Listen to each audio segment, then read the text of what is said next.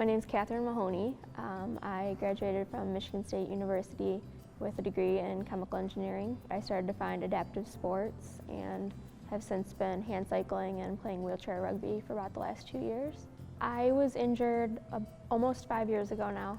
I was a gymnast at Michigan State, and one day during practice I was vaulting and had kind of like a freak fall. I fractured my C6 vertebrae, which resulted in a spinal cord injury.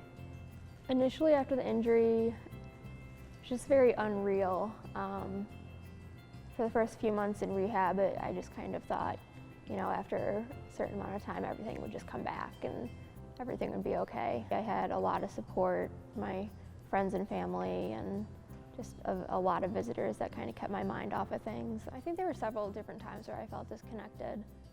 The first would be I returned to school about 8 months after I was injured, and it was a little overwhelming. I had my friends there, but obviously things were just different. And I hadn't really connected with many other people in wheelchairs or in similar situations.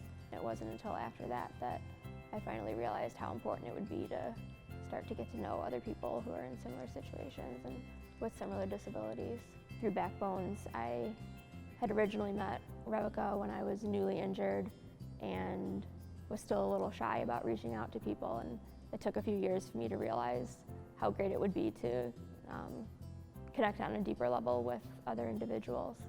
When you kind of can look back and realize, like, wow, this is where I was and this is where I am now. I think one big thing was like when I started driving again, that gives you so much more independence, and finally it was like, oh, I can just leave the house whenever I want to. I don't need a ride, I don't need a friend to come pick me up. Like, I can go to the grocery store and get some candy if I want to, Just want to say thank you for everything that Backbones does and for continuing to get people involved who sometimes you don't really realize how much you need to connect with other people until you actually have done so.